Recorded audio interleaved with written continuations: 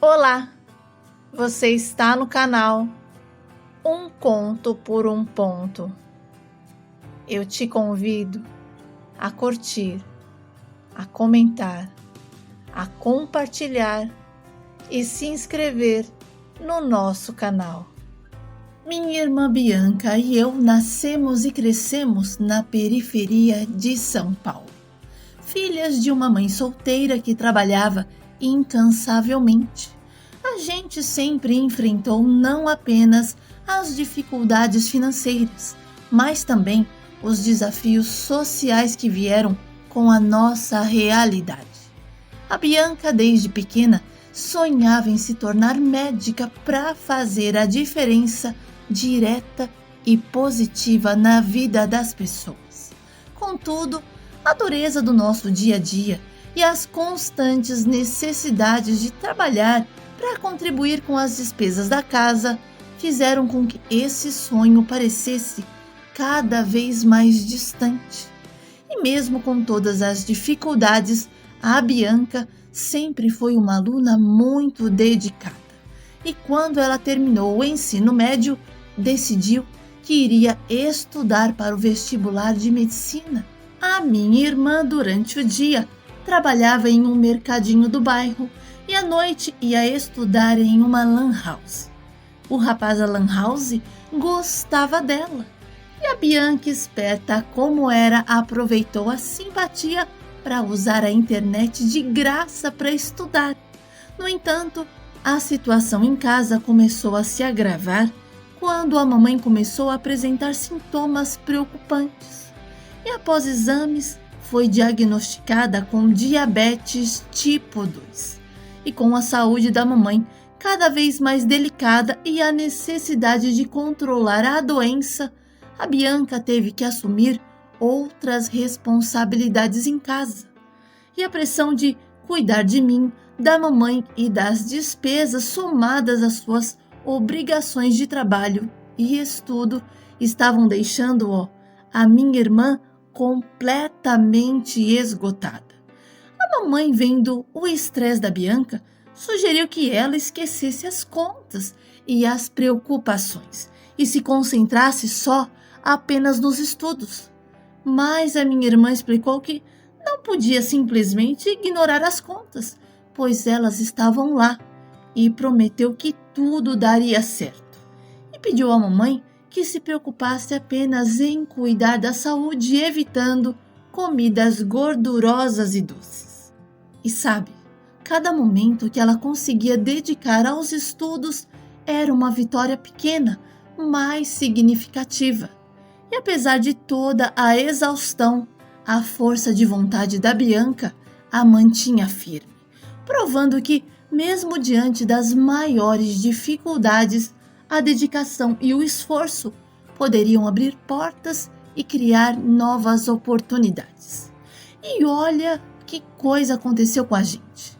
Depois de anos de luta constantes, um dia qualquer, se era feriado ou final de semana, eu não me recordo mais, mas ouvimos alguém bater palmas no portão da nossa casa. E a mamãe foi atender. E eu continuei assistindo o desenho e a Bianca estudando. E ouvimos a voz da minha mãe gritando pela casa. E a gente ficou sem entender absolutamente nada. A nossa mãe estava furiosa. As palavras dela estavam carregadas de raiva e frustração e ecoavam por todo o canto, dizendo que não conseguia entender como ele, depois de tanto tempo, tinha a audácia de aparecer novamente. E a Bianca e eu corremos para ver com quem a mamãe estava falando.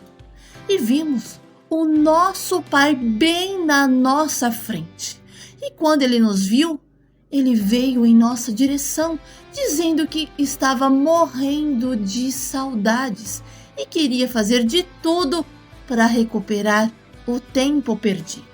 E a Bianca, preocupada com o estado de saúde da mamãe, pediu por favor para ela se acalmar. E ela se acalmou, mas deixou bem claro que não queria nem ver mais a cara dele pintada de ouro e que agora, depois do abandono e das lutas constantes para nos criar e manter a casa funcionando, o bonito aparecia pedindo uma chance. E a mamãe falou tanto, mas tanto, que ficou até vermelha, parecendo que iria ter um troço. E o nosso pai completamente desesperado para que ela reconsiderasse e procurava encontrar as palavras certas para tocar no coração dela, e garantiu que queria mostrar que podia ser um bom marido e um bom pai, e que ele estava trabalhando numa boa empresa e queria muito dar coisas boas para nós. Pensa, o papai prometeu o mundo e o fundo, e ainda finalizou dizendo que estava disposto a fazer o que fosse necessário para reparar o passado e reconstruir o que havia perdido. E que, embora ela não acreditasse, ele nunca a traiu. O problema mesmo foi a bebida, mas que agora ele estava livre daquele mal. Gente do céu, foi um momento de grande conflito entre os dois, e a mamãe pediu para que ele simplesmente fosse embora e nos deixasse em paz. Então a Bianca se intrometeu e nos chamou para conversar sobre o assunto, porque lá em casa era assim. Sempre conversávamos as três, mesmo eu sendo pequena. Mas a mamãe não queria falar sobre aquilo, e a Bianca precisou insistir, argumentando que a mamãe precisava de cuidados médicos importantes e que ele provavelmente tinha convênio na empresa onde trabalhava. Além disso, ele poderia nos ajudar com as despesas. E olha que a mamãe ficou brava e respondeu que não iria se vender por um convênio ou uma alimentação melhor, e que ela parasse com aquela conversa. E foi então que a Bianca desabou em lágrimas, explicando que estava sobrecarregada com as contas e que tudo estava muito pesado para ela. E implorou para nossa mãe reconsiderar, nem que fosse para eles ficarem em quartos separados, mas pelo menos para ajudar com as despesas.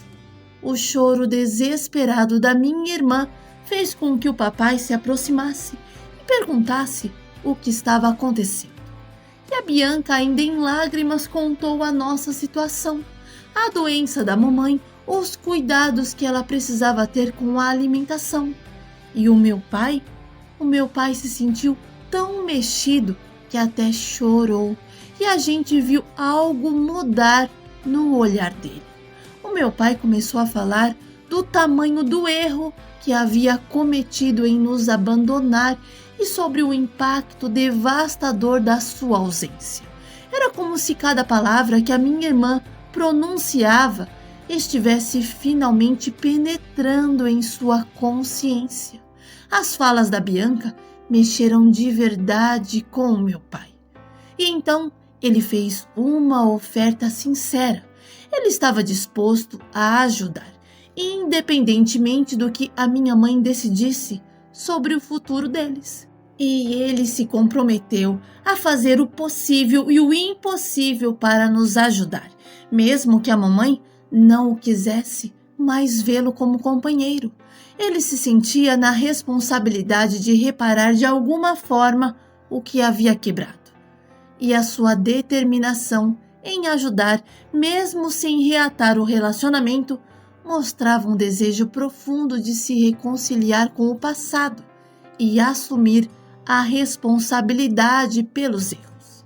E a minha mãe, pelo desespero da minha irmã e vendo também o quão desgastada ela estava, permitiu que o papai voltasse a morar com a gente. Mas bastava ele fazer qualquer coisa que ela não gostava, pronto, já começava a jogar na cara dele todo o passado. E ele ficava calado porque sabia que tinha errado. E um passo de cada vez.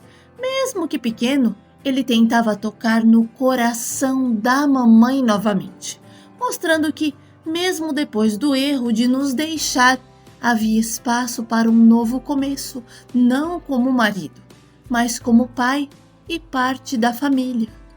e a empresa onde o nosso pai trabalhava como técnico em eletricidade era muito boa e oferecia vários benefícios, incluindo um convênio médico, onde a mamãe pôde cuidar melhor da saúde.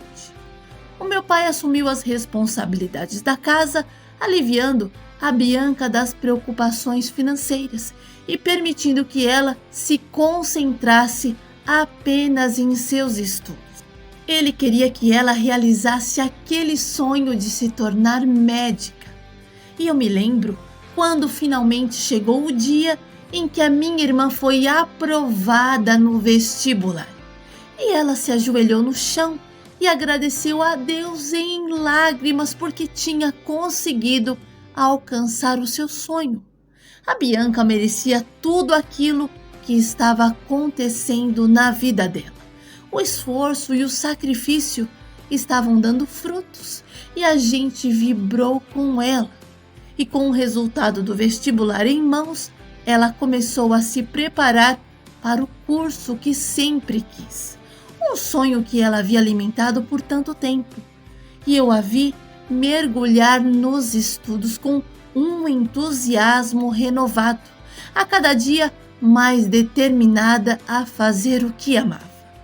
E mesmo eu sendo muito menina, ver a minha irmã realizar o seu sonho, apesar de todas as dificuldades e obstáculos, foi uma das experiências mais emocionantes da minha vida.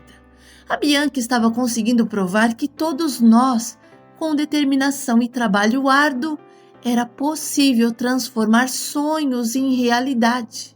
Bom, a caminhada dela não foi fácil, e à medida que ela avançava, começou a enfrentar um novo desafio: o preconceito e o desdém de algumas pessoas. Mesmo em um ambiente educacional que deveria ser inclusivo e encorajador, haviam aqueles que não conseguiam esconder os seus deboches. E ela começou a perceber que, em alguns círculos, o fato dela não ter vindo de uma família rica e estar estudando com tantas dificuldades era visto com menosprezo. E os comentários sutis e os olhares desdenhosos eram comuns. E era difícil, sabe, para Bianca ignorar a sensação de que ela não pertencia àquele mundo por não ter o mesmo status financeiros que alguns de seus colegas. E às vezes ela chorava por causa disso.